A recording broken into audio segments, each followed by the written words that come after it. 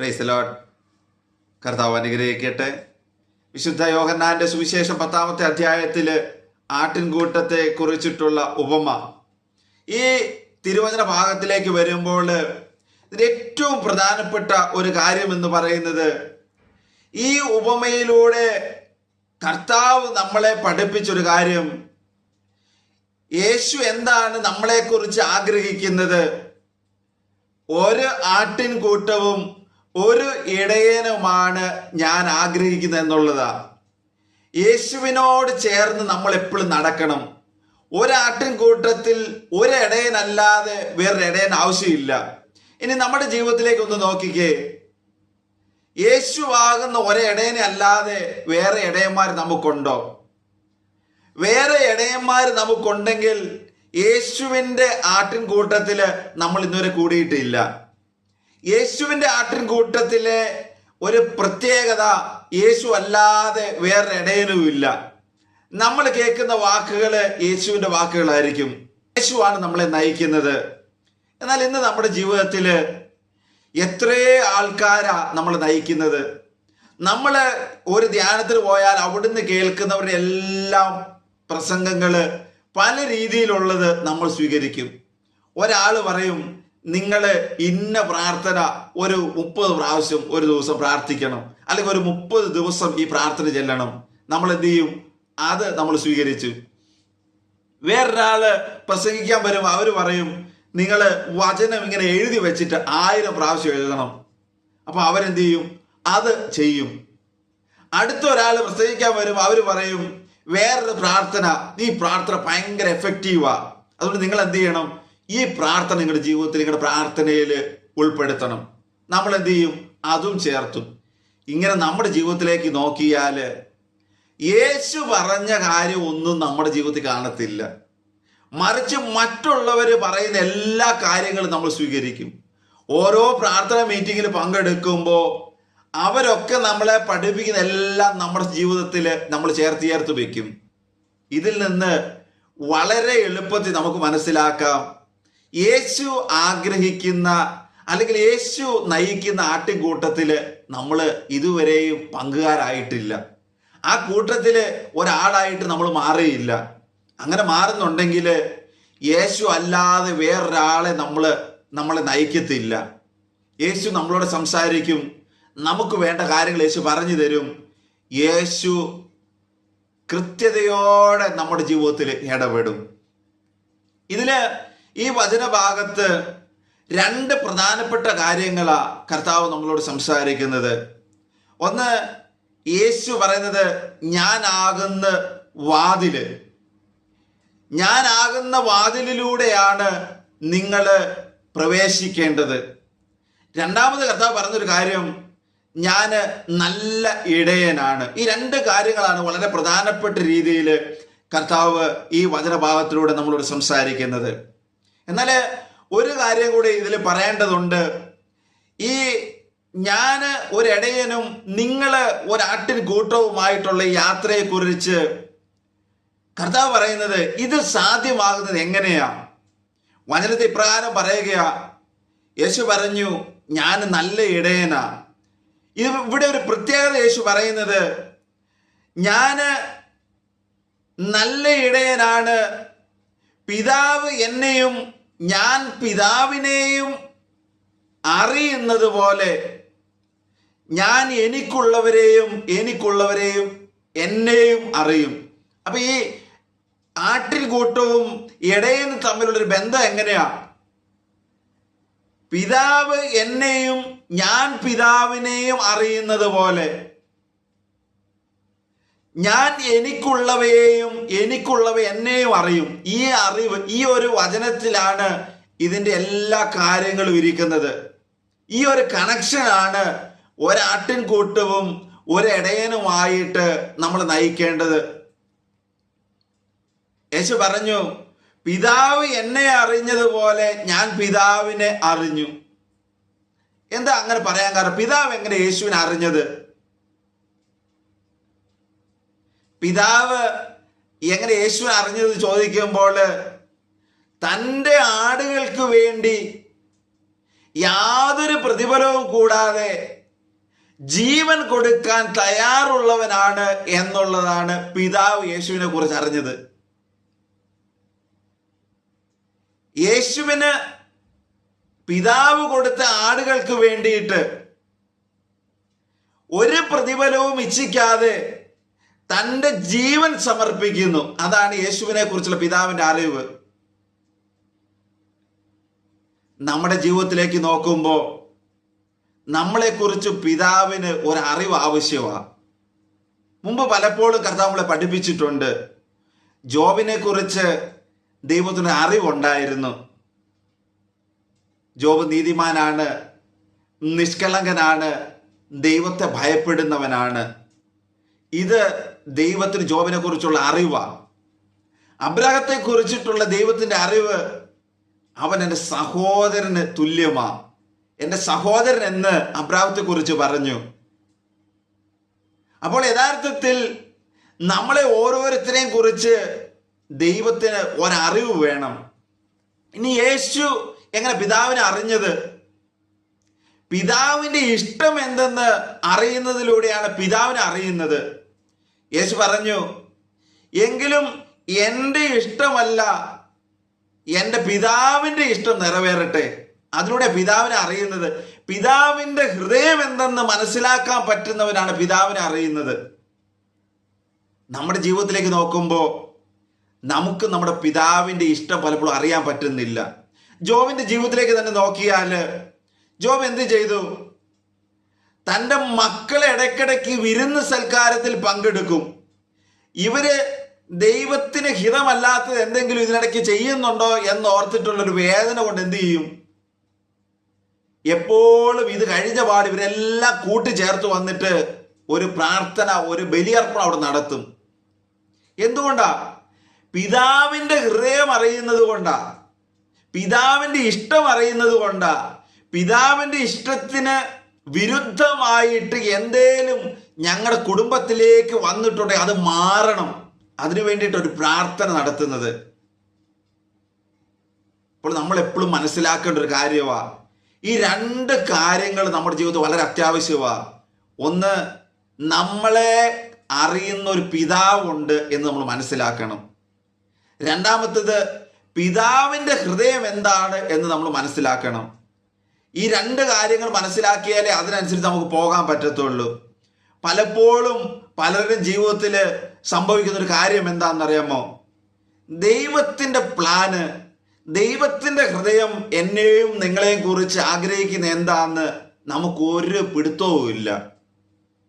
അത് നമ്മൾ വിചാരിച്ചിരിക്കുന്നത് ഈ ഭൂമിയിലെ ജീവിതത്തിൽ ഒരു കുഴപ്പമില്ലാതെ പോകുന്നതിന് വേണ്ടിയിട്ട്, ഇങ്ങനെ നമ്മുടെ കാര്യങ്ങളൊന്ന് നടന്നു കിട്ടുന്നതിന് വേണ്ടിയിട്ട് നമുക്ക് പ്രാർത്ഥിക്കാൻ വേണ്ടിയിട്ടുള്ള ഒരു ഉപാധിയാണ് നമ്മൾ ദൈവവും തമ്മിലുള്ള ഒരു കണക്ഷൻ, ഒരു ബന്ധമെന്ന. അങ്ങനെയല്ല. ഈ ഭൂമിയിലേക്ക് നമ്മളെ അയക്കുമ്പോൾ യേശു പറഞ്ഞതുപോലെ പിതാവിൻ്റെ ഇഷ്ടം നമ്മളിലൂടെ ഭൂമിയിൽ നടക്കുക എന്നുള്ളൊരു പ്ലാന് നമ്മൾ ഓരോരുത്തരെയും കുറിച്ച് പിതാവിനുണ്ട്. ഈ പ്ലാൻ അറിഞ്ഞാലേ എങ്കിലും എൻ്റെ ഇഷ്ടമല്ല, എൻ്റെ പിതാവിൻ്റെ ഇഷ്ടം നടക്കട്ടെ എന്ന് യേശു പറഞ്ഞതുപോലെ നമുക്ക് പറയാൻ പറ്റത്തുള്ളൂ. ഇന്ന് നമുക്കിത് പറയാൻ പറ്റുന്നില്ല. ഏതൊരു വ്യക്തിയോട് സംസാരിച്ചാലും എൻ്റെ ദൈവത്തിൻ്റെ ഇഷ്ടത്തിനനുസരിച്ച് എൻ്റെ ജീവിതം ഇവിടെ തീരട്ടെ, നടക്കട്ടെ, അത് മുന്നോട്ട് പോകട്ടെ എന്ന് പറയുന്നില്ല. ഇന്നൊരാളോട് സംസാരിച്ചപ്പോഴും ആ വ്യക്തിയും പറഞ്ഞത് എൻ്റെ വീടിൻ്റെ പ്രശ്നങ്ങൾ മാറാൻ വേണ്ടിയിട്ടും, എൻ്റെ ജോലി ഒന്ന് ഉയർന്നു കിട്ടാൻ വേണ്ടിയിട്ടും, കുറേ സമ്പത്ത് ഒന്ന് റെഡിയായി കിട്ടുന്നതിന് വേണ്ടിയിട്ടും, ഒരു തരക്കേടില്ലാത്ത ഒരു ജീവിതം നടക്കുന്നതിന് വേണ്ടിയിട്ടും ഒന്ന് പ്രാർത്ഥിക്കണം. കണ്ടോ, ഈ നമുക്ക് വളരെ വ്യക്തമായിട്ട് അറിയാം, നമ്മുടെ പിതാവിൻ്റെ ഹൃദയം നമ്മൾ ആരും നോക്കുന്നില്ല. ദൈവത്തിൻ്റെ ഹിതം എന്തെന്ന് നമ്മൾ ആരും അന്വേഷിക്കുന്നില്ല. യേശു വീണ്ടും പറഞ്ഞു, ഞാൻ എനിക്കുള്ളവരെയും എനിക്കുള്ളവ എന്നെയും അറിയും. പിതാവും പുത്രനും തമ്മിലുള്ള കണക്ഷൻ പോലെ തന്നെ എന്ത് ചെയ്യും? നമ്മളും യേശുവും തമ്മിൽ പരസ്പരം അറിയും. ഇന്ന് നമ്മുടെ ജീവിതത്തിൽ നോക്കിക്കേ, നമ്മൾ യേശുവും തമ്മിൽ ഇങ്ങനെ ഒരു ബന്ധമുണ്ടോ? പിതാവും പുത്രനും തമ്മിലുള്ള അറിവിൻ്റെ ബന്ധം നമ്മളും നമ്മുടെ യേശുവായിട്ടുണ്ടോ?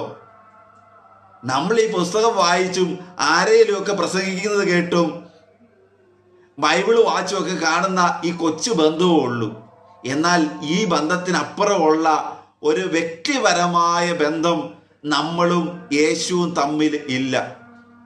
യേശു പറയാ, ഞാൻ നിങ്ങളെ അറിയുന്നത് പോലെ നിങ്ങൾ എന്നെ അറിയും.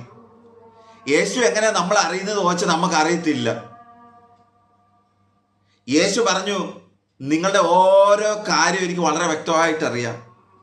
നിങ്ങൾ ചെയ്യാൻ പോകുന്നതും ചെയ്തുകൊണ്ടിരിക്കുന്നതും എല്ലാം എനിക്കറിയാം.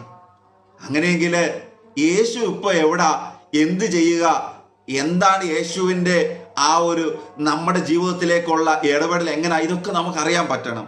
എന്നാൽ വചനത്തിൽ ഒരു കാര്യം എഴുതിയിട്ടുണ്ട്, പിതാവിൻ്റെ മുമ്പിൽ നമുക്ക് വേണ്ടി മധ്യസ്ഥം പറയുന്നൊരു യേശു. മുമ്പ് ഞാൻ പറഞ്ഞിട്ടുണ്ട്, ഒരു വ്യക്തിയോട് സംസാരിക്കുമ്പോൾ ആ വ്യക്തി എന്നോട് പറഞ്ഞു, ഒരു പ്രാർത്ഥനാ മീറ്റിങ്ങിൽ ചെന്നപ്പോൾ ഈ വ്യക്തിയോട് പറഞ്ഞു, നിങ്ങൾ യേശുവിൻ്റെ മണവാട്ടിയാണ്. അപ്പോൾ അവർക്ക് കേട്ടപ്പോൾ ഭയങ്കര സന്തോഷം തോന്നി. കാരണം ആത്മീയ ജീവിതത്തിൽ ഞാൻ ഇത്ര ഉയർച്ചയിലാണല്ലോ. അപ്പം ആ ഒരു സന്തോഷത്തിൽ അവർ ഭയങ്കര ഹാപ്പി ആയിട്ട് ഇങ്ങനെ ആ ഒരു വാക്കിനെ ഓർത്ത് ഭയങ്കര ഹാപ്പി ആയിട്ട് അവർ ജീവിക്കുക. കുറേ വർഷങ്ങൾക്ക് ശേഷമാ കർത്താവ് എൻ്റെ അടുത്ത് അവരെ പ്രാർത്ഥിക്കാൻ വേണ്ടി കൊണ്ടുവന്നത്. അപ്പം എന്നോട് പറഞ്ഞൊരു കാര്യമാ, ഞാനിങ്ങനെ ഒരു പ്രാർത്ഥനാ മീറ്റിങ്ങിൽ ചെന്നപ്പോൾ അവിടുത്തെ പ്രാർത്ഥിക്കുന്ന ആൾ എന്നോട് പറഞ്ഞു, കർത്താവ് കാണിച്ചു തരുന്നത് നിങ്ങൾ കർത്താവിന് മണവാട്ടിയാണ്. അപ്പം ഞാൻ അവരോടൊരു കൊച്ചു ചോദ്യം ചോദിച്ചു, നിങ്ങളുടെ മണവാളൻ ഇപ്പം എവിടെ ഉണ്ട്? അവരുടെ പറഞ്ഞ മറുപടി എനിക്കറിയത്തില്ലെന്നാ. അപ്പോൾ യഥാർത്ഥത്തിൽ ആ വാക്കുകൊണ്ട് എന്തേ പ്രയോജനം ഉണ്ടായോ? യേശുവിൻ്റെ മണവാട്ടി ആണെങ്കിൽ ആ മണവാട്ടി അറിയണ്ടേ യേശു ആകുന്ന മണവാളൻ എവിടാന്ന്? തൻ്റെ ജീവിതത്തിൽ യേശു ആകുന്ന മണവാളന് സ്ഥാനമില്ല. അതുകൊണ്ട് പറയുക, എനിക്കറിയത്തില്ല യേശു ഇപ്പം എവിടെ ഉള്ളതെന്ന്. അതുകൊണ്ട് കർത്താവ് വചനത്തിലൂടെ നമ്മളോട് പറയുക, പിതാവും പുത്രനും തമ്മിലുള്ള അതേ ബന്ധം നമ്മളും പുത്രനും തമ്മിൽ വേണം. അതാ ദൈവം ആഗ്രഹിക്കുന്നത്. അതാ ഒരു ആട്ടിൻ കൂട്ടവും ഒരു ഇടയനും എന്ന് വചനത്തെ കർത്താവ് പറഞ്ഞത്. ഇനി ഇതിൻ്റെ ആ രണ്ട് ഭാഗങ്ങളിലേക്ക് വരാം. യേശു പറഞ്ഞു, ഞാനാണ് വാതില്. എങ്ങനെയാണ് യേശു വാതിലാകുന്നത്? ഏദൻ തോട്ടത്തിൽ നിന്ന് പുറത്താക്കപ്പെട്ടപ്പോൾ നമ്മൾ തിരിച്ച് രക്ഷക്കായിട്ട് ദൈവത്തിന്റെ സന്നിധിയിലേക്ക് കടന്നു ചെല്ലേണ്ടതിനായിട്ട്, സ്വർഗരാജ്യത്തിലേക്ക് അവകാശമാക്കേണ്ടതിനായിട്ട് ഒരു വാതില് നമുക്കായിട്ട് തുറന്നു കർത്താവ്. ആ വാതിലാണ് യേശു. നമുക്ക് ഓരോരുത്തർക്കും വേണ്ടിയിട്ട് യാതൊരു പ്രതിഫലവും ഇല്ലാതെ തൻ്റെ ജീവൻ അർപ്പിച്ചു. അതിലൂടെയാണ് ഈ വാതിലിൻ്റെ ആ അർത്ഥത്തിലേക്ക് വരുന്നത്. അങ്ങനെയാണ് യേശു നമ്മുടെ വാതിലായി മാറിയത്. എനിക്കും നിങ്ങൾക്കും വേണ്ടിയിട്ട്, നമ്മുടെ സ്വർഗരാജ്യ പ്രവേശത്തിന് വേണ്ടിയിട്ട്, നമ്മുടെ പാപങ്ങളുടെ മോചനത്തിന് വേണ്ടിയിട്ട് യേശു തൻ്റെ ജീവൻ കൊടുത്തപ്പോൾ നമ്മുടെ ഓരോരുത്തരെയും വാതിലായിട്ട് കർത്താവ് മാറി. വചനം ഇപ്രകാരം പറയുക, ഈ വാതിലിനെ കുറിച്ച് പറയുന്നത്, എന്നിലൂടെ പ്രവേശിക്കുന്നവരെല്ലാം രക്ഷ പ്രാപിക്കും. യേശുവിലൂടെ സ്വർഗരാജ്യത്തിലേക്ക് പ്രവേശിക്കാൻ ആഗ്രഹിക്കുന്നവരെല്ലാം രക്ഷ പ്രാപിക്കും. മറ്റു വാതിലിലൂടെ ഏതേലും രീതിയിൽ സ്വർഗരാജ്യത്തിലേക്ക് പ്രവേശിക്കാമെന്ന് ആരെങ്കിലും ധരിക്കുന്നുണ്ടെങ്കിൽ വചനം പറയുക, അങ്ങനെ ഒരുത്തനും അവിടെ കടക്കത്തില്ല. വാതിലിലൂടെ അല്ലാതെ കടക്കാൻ ആരെങ്കിലും നോക്കുന്നുണ്ടെങ്കിൽ അവനെ കുറിച്ച് പറയുക, അവൻ കള്ളനും കവർച്ചക്കാരനും ഒക്കെയാ. അവന്റെ ലക്ഷ്യം തന്നെ എന്തായാലും ഒക്കെ അടിച്ചു മാറ്റുക എന്നുള്ളതാ. ദുരുദ്ദേശത്തോടെയാ വരുന്നത്. അപ്പോൾ ഇന്ന് കർത്താവ് നമ്മളോട് പറയുക, യേശുവിലൂടെ അല്ലാതെ നമുക്ക് സ്വർഗരാജ്യത്തിലേക്ക് ഒരു പ്രവേശനവുമില്ല. വേറെ ഒരു വഴിയിലും നമുക്ക് സ്വർഗരാജ്യത്തിൽ പ്രവേശിക്കാൻ പറ്റത്തില്ല. നമ്മുടെ വാതില് യേശുവാണ്. ഈ യേശുവിലൂടെ സ്വർഗരാജ്യത്തിലേക്ക് പ്രവേശിക്കാൻ ആഗ്രഹിക്കുന്നവരെ കുറിച്ച് വചനം പറയുക, അവര് മേച്ചിൽ സ്ഥലം കണ്ടെത്തും. അവർക്കായിട്ട് ഒരുക്കിയിരിക്കുന്ന വാസസ്ഥലം മേച്ചിൽപ്പുറം കണ്ടെത്തും. അവിടെ യേശു പോയപ്പോൾ പറഞ്ഞിട്ടാ പോയത്, ഞാൻ നിങ്ങൾക്കായിട്ട് ഭവനം ഒരുക്കി വെക്കാൻ വേണ്ടിയാണ് പോകുന്നത്.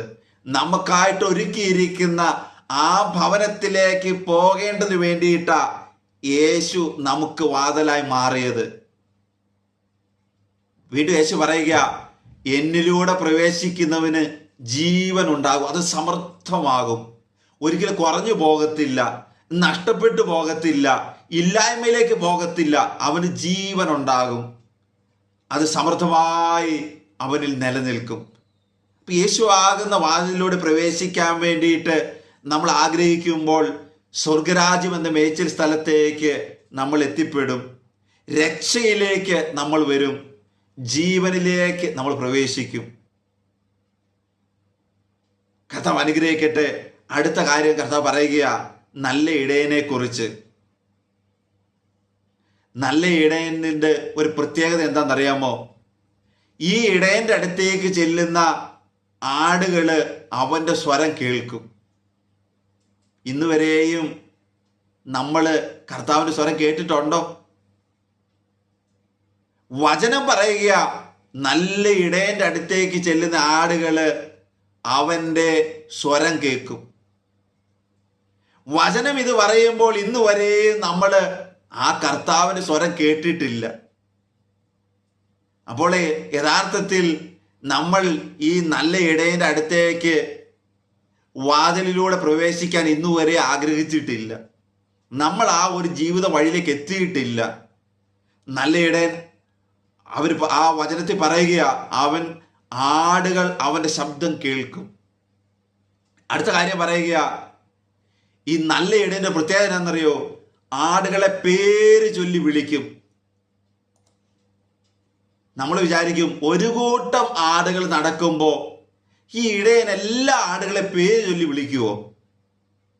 ഒരു കൂട്ടം ആടുകളെ നയിക്കുമ്പോൾ ഇവരെല്ലാം പേര് പ്രത്യേകം പ്രത്യേകം പറഞ്ഞിട്ടാണോ ഈ ഇടയൻ വിളിക്കുക? നമ്മുടെ ഇടയനെ കുറിച്ച് അങ്ങനെ പറയുക, നമ്മൾ ഓരോരുത്തരുടെയും പേര് ചൊല്ലി വിളിക്കുന്ന ഒരു ഇടയനാ നമ്മുടെ കർത്താവ്. ഇതിൻ്റെ ഒരു പ്രത്യേകത എന്നാണെന്നറിയാവോ? നമ്മൾ ഈ നമ്മുടെ ഇടയനുമായിട്ട് യേശുവുമായിട്ടൊരു വ്യക്തിപരമായ ബന്ധമുണ്ട്. ഒരു കൂട്ടായ ബന്ധത്തെക്കാട്ടിലും കർത്താവ് പറയുന്നത്, ഒരാട്ടിൻകൂട്ടത്തെ നയിക്കുന്ന ഒരു ഇടയനെക്കാട്ടിലും ഒരു വ്യക്തിപരമായ ബന്ധം നമ്മളുടെ ഇടയനും നമ്മൾ തമ്മിലുണ്ട്. യേശുവും നമ്മൾ തമ്മിൽ ഒരു വ്യക്തിപരമായ ബന്ധമുണ്ട്. ഈ പേര് വിളിക്കണമെങ്കിൽ ആ ബന്ധം ഉണ്ടെങ്കിൽ വിളിക്കത്തുള്ളൂ. നമ്മുടെ ഇടയൻ നമ്മൾ ഓരോരുത്തരെ പേര് ചൊല്ലി വിളിക്കും. ഇന്നുവരെയും നമ്മുടെ പേര് ചൊല്ലിയിട്ട് യേശു എപ്പോഴേലും വിളിക്കുന്ന കേട്ടിട്ടുണ്ടോ? നമ്മൾ കേട്ടിട്ടുണ്ടാവത്തില്ല. നമ്മൾ ആ യേശുവിൻ്റെ അടുത്തേക്ക് ചെന്നിട്ടില്ല. അടുത്ത കാര്യം, നല്ല ഇടയൻ ആടുകളെ പുറത്തേക്ക് നയിക്കുന്നു. നല്ല ഇടയൻ ആടുകളെ തൻ്റെ മേച്ചിൽ സ്ഥലത്തേക്ക് കൊണ്ടുപോകുന്നു. കൂട്ടിൽ നിന്ന് ഇന്നലെ വരെ ഉള്ള കെട്ടിൽ നിന്ന്, ഇന്നലെ വരെയുള്ള പ്രതിസന്ധിയിൽ നിന്ന്, ഇന്നലെ വരെയുള്ള പ്രയാസങ്ങളിൽ നിന്ന് ഈ ഇടയൻ എന്ത് ചെയ്യുക? തൻ്റെ ആടുകളെ ആ സ്വർഗീയ ജീവിത സാഹചര്യങ്ങളിലേക്ക് അവരെ നയിക്കുക, പുറത്തേക്ക് കൊണ്ടുപോവുകയാണ്. അടുത്ത കാര്യം പറയുക, നല്ല ഇടയൻ ആടുകൾക്ക് മുമ്പേ നടക്കുന്നു. ഇന്ന് നമ്മൾ കാണുന്ന ഇടയന്മാർ പലരുടെയും പ്രത്യേകത എന്നാണെന്നറിയോ? അവർ പുറകിൽ നിന്ന് നമുക്ക് പറഞ്ഞു തരും, ഇന്ന വഴിക്ക് പൊക്കോ, ഇന്ന വഴിക്ക് പൊക്കോ, ശരിയാവും. ഇന്ന് യേശു എന്താ ചെയ്തേ? നമുക്ക് മുൻപേ നടക്കുന്നു. വളരെ വ്യക്തമായ മാതൃക നമുക്ക് ഓരോരുത്തർക്കുമായിട്ട് യേശു കാണിച്ചു തന്നിട്ടുണ്ട്. നമ്മൾ ആ യേശുവിൻ്റെ പുറകെ നടന്നാൽ മതി. ഇന്ന് കർത്താവ് ആഗ്രഹിക്കുകയാണ് നമ്മൾ ഓരോരുത്തരും യേശുവിൻ്റെ പിന്നാലെ നടക്കുന്നവരായി മാറണമെന്ന്, യേശുവിനെ അനുഗമിക്കുന്നവരായി മാറണമെന്ന് ദൈവം ആഗ്രഹിക്കുകയാണ്. മറ്റൊന്നിൻ്റെയും പുറകെ പോകരുത്. ഒരു ആട്ടിൻകൂട്ടവും ഒരു ഇടയനുമാണെങ്കിൽ യേശുവിനെ മാത്രം നമ്മൾ അനുഗമിക്കണം. ആദ്യം പറഞ്ഞതുപോലെ ഒത്തിരി ഒത്തിരി പേരിൽ നിന്ന് ഒത്തിരി വിഷയങ്ങൾ നമ്മൾ കേട്ടിട്ട് ഏതേലും ഒന്നിലൂടെ എനിക്ക് രക്ഷ കൈവരും എന്ന് വിചാരിച്ചിട്ടുള്ള യാത്ര നമ്മൾ യേശുവിൻ്റെ പുറകിലുള്ള യാത്രയല്ല. യേശുവിൻ്റെ പുറകെ നമുക്ക് ധൈര്യമായിട്ട് നടക്കാം. വീണ്ടും ഇടയനെ കുറിച്ച് പറയുക, സ്വരം തിരിച്ചറിഞ്ഞ് ആടുകൾ ഇടയന്റെ പുറകെ നടക്കുന്നു. യേശുവിൻ്റെ സ്വരം ആടുകൾക്ക് തിരിച്ചറിയാൻ പറ്റും. യേശുവിൻ്റെ പുറകിലാണ് നമ്മൾ നടക്കുന്നതെങ്കിൽ ആ സ്വരം നമുക്ക് തിരിച്ചറിയാം. എങ്ങനെ തിരിച്ചറിയാൻ പറ്റുന്നത്? നമ്മളുടെ പേര് ചൊല്ലി വിളിച്ചിട്ടുണ്ട്, ഇടയ്ക്കിടയ്ക്ക് നമ്മളോട് സംസാരിക്കുന്നുണ്ട്. അതുകൊണ്ട് ആ ഇടയന്റെ ശബ്ദം എവിടുന്ന് കേട്ടാലും നമുക്കറിയാൻ പറ്റും. എവിടുന്ന് കേട്ടാലും ആ ഇടയന്റെ ശബ്ദം നമുക്ക് തിരിച്ചറിയാൻ പറ്റും. എപ്പോഴും ഇടയനെ കാണുന്നില്ലെങ്കിലും ഇടയന് ഇച്ചിരി ദൂരത്തിലാണ്, കുഴപ്പമില്ല, ആ ശബ്ദം നമുക്ക് തിരിച്ചറിയാൻ പറ്റും. ഇതിന് പ്രത്യേകതയുണ്ടല്ലോ. ചിലപ്പോൾ യഥാർത്ഥ ഇടയന്മാരല്ലാത്തവർ വന്ന് അടുത്ത് നിന്നിട്ട് വിളിച്ചു പറയും, ഞങ്ങള് ഇടയന്മാരാ, ഞങ്ങൾ യഥാർത്ഥ ഇടയന്മാരാ, നിങ്ങളൊരു പണി ഇങ്ങോട്ട് പോരെ, ഞാൻ നിങ്ങളെ എളുപ്പത്തിൽ സ്വർഗരാജ്യത്തിൽ എത്തിക്കുന്ന പണി കാണിച്ചു തരാം, അല്ലെങ്കിൽ നിങ്ങളുടെ ജീവിത വിഷയങ്ങൾ ഇപ്പോൾ ശരിയാകുന്ന ഒരു പ്രാർത്ഥന ഞാൻ പറഞ്ഞു തരാം, ഈ പ്രാർത്ഥന ചൊല്ലിയോ എല്ലാം റെഡി എന്ന് പറയുന്ന രീതിയിൽ. ഇങ്ങനെയുള്ള ഒത്തിരി ഇടയന്മാർ പല സ്ഥലത്ത് നിന്ന് നമ്മളെ വിളിക്കും. എന്നാൽ യേശു പറയുക, എൻ്റെ ആട്ടുകൂട്ട് ഒരിക്കലും ആ വഴിക്ക് പോകത്തില്ല. കാരണം അവർക്കറിയാം ഇത് ചെന്നായ്ക്കളാണ്. ഇവർ ഗൂഢലക്ഷ്യത്തോടെയാ എൻ്റെ അടുത്തേക്ക് വരുന്നത്, എൻ്റെ ആടുകളുടെ അടുത്തേക്ക് വരുന്നത്. എന്തിനു വേണ്ടിയാ? ഇവന്മാരെ പിടിച്ചോണ്ട് പോകണം, ഇവരെ നശിപ്പിക്കണം, ഇവരുടെ എന്തേലും കാര്യലാഭങ്ങൾ അവർക്ക് ആവശ്യമാണ്. അതുകൊണ്ട് ഈ പോകുന്ന വഴിക്ക് അപ്പുറത്തും ഇപ്പുറത്തും എല്ലാം വിളിക്കും. പക്ഷെ യഥാർത്ഥ ആടുകളെ കുറിച്ചിട്ട് കർത്താവ് പറയുക, ഇവരൊരിക്കലും ഈ വിളിക്ക് ചെവി കൊടുക്കത്തില്ല. കാരണം എന്താണെന്നറിയാമോ? അവർ യഥാർത്ഥ ഇടയന്റെ ശബ്ദം കേട്ടിട്ടുണ്ട്, ആ ശബ്ദം കേൾക്കുന്നുണ്ട്. അതുകൊണ്ട് വേറൊരു ശബ്ദം അവർക്ക് യാതൊരു ആവശ്യവുമില്ല, അതിനവർ ചെവി കൊടുക്കത്തില്ല. ആ യഥാർത്ഥമല്ലാത്ത ഒരു ശബ്ദം വരുമ്പോഴേക്കും അവരെന്ത് ചെയ്യുന്നറിയാമോ? ആ യഥാർത്ഥത്തിൽ നിന്ന് യഥാർത്ഥമല്ലാത്ത ശബ്ദത്തിൽ അവർ മാറിപ്പോകും. ആ വഴിയിലേക്ക് ഇവർ തിരിഞ്ഞു നോക്കത്തില്ല. യേശുവിൻ്റെ വഴിയിലൂടെ തന്നെ അവർ നടക്കും. കാരണം മുന്നേ പോകുന്ന യേശുവിൻ്റെ പുറകിൽ, കാരണം നമ്മുടെ ഇടയൻ നമ്മുടെ മുമ്പിൽ പോകുന്നുണ്ട്. നമ്മുടെ ജീവിതത്തിലേക്ക് നോക്കിക്കേ, എത്ര ആഴത്തുള്ള വചനമാണ് കർത്താവ് നമ്മളെ പഠിപ്പിക്കുന്നത്. എങ്ങനെ ഒരു ആടുകളും ഇടയനും എന്നതുപോലെ നമ്മളും യേശുവും തമ്മിലൊരു ബന്ധം വേണമെന്ന് വചനത്തിൽ എത്ര വ്യക്തമായിട്ടാണ് പറയുന്നത്. ഇത്ര കാലത്തെ ജീവിതത്തിനിടയ്ക്ക് എപ്പോഴെങ്കിലും നമുക്ക് ഇങ്ങനൊരു അനുഭവം ഉണ്ടോ? എത്രയോ കാലമായി നമ്മൾ പ്രാർത്ഥിക്കുന്നു, ഇങ്ങനെയുള്ളൊരു ജീവിതത്തിൽ പോകുന്നു. ഞാനും എൻ്റെ യേശുവും തമ്മിൽ ഒരു ബന്ധം എവിടാ? യഥാർത്ഥത്തിൽ ഞാൻ ഈ യേശു പറയുന്ന അതേ വഴിയിലാണ് പോകുന്നത്? ഈ ഇടയനെയാണോ പിൻചെല്ലുന്നത്? ഈ ഇടയന്റെ വാക്കാണ് നമ്മൾ കേൾക്കുന്നത്? ഇടയ്ക്കിടയ്ക്ക് ഈ ഇടയനുമായിട്ട് യേശുവുമായിട്ട് നമുക്ക് സംസാരിക്കാൻ പറ്റുന്നുണ്ടോ? ആ ബന്ധമുണ്ടോ? സ്നേഹത്തോടെ നമ്മൾ വിളിക്കുന്നുണ്ടോ? നമ്മളെ തെറ്റാതെ വഴി നടത്തുന്നുണ്ടോ? നമ്മളെ പരിശോധിച്ച് നമുക്ക് അറിയാൻ പറ്റും, ഇന്നുവരെയും നമ്മൾ ഈ ഇടയന്റെ അടുത്തേക്ക് വന്നിട്ടില്ല, ഈ ആട്ടിൻകൂട്ടത്തിലേക്ക് നമ്മൾ പ്രവേശിച്ചിട്ടില്ല. കാരണം ഇന്നുവരെയും യേശുവിൻ്റെ ശബ്ദം നമ്മൾ കേട്ടിട്ടില്ല. വീണ്ടും കർത്താവ് പറയുക, ആടുകൾ അവനെ മാത്രം അനുഗമിക്കുന്നു, വേറെ ഒരിക്കലും അവർ മാറിപ്പോകത്തില്ല. കാരണം എന്താ? യഥാർത്ഥ ഇടയനെ അവർക്കറിയാം. അവര് ഇടയൻ പോകുന്ന വഴിയുടെ പുറയിലാണ് പോകുന്നത്. ഇടയൻ്റെ ശബ്ദം അറിയാം. ഈ ഇടയനുമായിട്ട് എപ്പോഴും അവർക്കൊരു ബന്ധമുണ്ട്. ഈ അറിവ് നമുക്ക് ആവശ്യമാണ്. ഈ അറിവുണ്ടെങ്കിലേ നമ്മൾ ആട്ടിൻകൂട്ടത്തിൽ ഒരു ആടായിട്ട് മാറത്തുള്ളൂ. വീണ്ടും പറയുക, ആടുകൾക്ക് വേണ്ടി ജീവൻ സ്വമനസാൽ ഈ ഇടയൻ അർപ്പിക്കുകയാണ്. ഞാൻ മുമ്പ് പറഞ്ഞിട്ടുണ്ട്, നമുക്കും ദൈവത്തിനുമിടയിൽ ഒരേ ഒരു മധ്യസ്ഥന് ഉള്ളു, കർത്താവ് യേശു ക്രിസ്തു. വചനത്തിൽ അപ്രകാരം എഴുതിയിരിക്കുന്നത്, ദൈവത്തിനും മനുഷ്യർക്കുമിടയിൽ മധ്യസ്ഥൻ യേശു മാത്രം. ഈ വചനത്തിൽ വീണ്ടും അത് അടിയറ വിട്ട് കർത്താവ് നമ്മളെ പഠിപ്പിക്കുക. എന്തുകൊണ്ടാ നമുക്കൊരു മധ്യസ്ഥനായത്? നമുക്ക് വേണ്ടി സ്വമനസ്സാൽ പിതാവിൻ്റെ ഇഷ്ടം നിറവേറുന്നതിന് വേണ്ടിയിട്ട് സ്വന്തം ജീവൻ സമർപ്പിച്ചപ്പോൾ യേശു നമുക്ക് മധ്യസ്ഥനായി മാറി. നമുക്ക് വേണ്ടി ജീവൻ സമർപ്പിച്ച ഒരാൾക്ക് മാത്രമേ തമ്പുരാൻ്റെ മുമ്പിൽ മധ്യസ്ഥത പറയാൻ പറ്റത്തുള്ളൂ. കാരണം മധ്യസ്ഥത പറയാനുള്ള അവകാശം യേശുവിനുണ്ട്. കാരണം നമ്മളെ ഓരോരുത്തർക്കും വേണ്ടിയിട്ട് സ്വന്തം മനസ്സാലെ ജീവൻ സമർപ്പിച്ചു. ഈ മധ്യസ്ഥത പറയുമ്പോൾ വേറൊരു കാര്യം കൂടെ പറയാൻ പറ്റും കേട്ടോ. അത് എപ്രകാരമാണെന്നോ, നമുക്ക് ഓരോരുത്തർക്കും വേണ്ടിയിട്ട് ജീവൻ സമർപ്പിച്ചിട്ട് അത് വേണ്ട രീതിയിൽ സ്വീകരിക്കാതെ തോന്നിയ പോലെ ജീവിച്ചിട്ട് അങ്ങോട്ട് ചെന്ന് നിൽക്കുമ്പോൾ ഒരു ചോദ്യം എല്ലാവരുടെ മുമ്പിൽ നിന്ന് കർത്താവ് നമുക്കായിട്ട് ചോദിക്കും. നിനക്ക് വേണ്ടി യാതൊരു പ്രതിഫലവും ഇച്ഛിക്കാതെ നമ്മുടെ ഓരോരുത്തരുടെയും തെറ്റുകൾക്ക് വേണ്ടിയിട്ട് നമ്മൾ ഓരോരുത്തരും സ്വർഗരാജ്യത്തിലേക്ക് പ്രവേശിക്കണമെന്നുള്ള ആ ഉദ്ദേശത്തോടെ ഞാൻ എൻ്റെ സ്വന്തം ഇഷ്ടപ്രകാരം നിങ്ങൾക്ക് വേണ്ടി എൻ്റെ ജീവിതം ഞാൻ കുരിശിൽ സമർപ്പിച്ചു. നിങ്ങളത് സ്വീകരിച്ചായിരുന്നോ? അത് നിങ്ങൾ ഏറ്റെടുത്തായിരുന്നോ? അത് നിങ്ങളുടെ ജീവിതത്തിലേക്ക് നിങ്ങൾ പ്രാവർത്തികമാക്കിയോ? എന്നിലൂടെ സ്വർഗരാജ്യം എന്ന ആ വഴിയിലേക്ക് നിങ്ങൾ വന്നോ?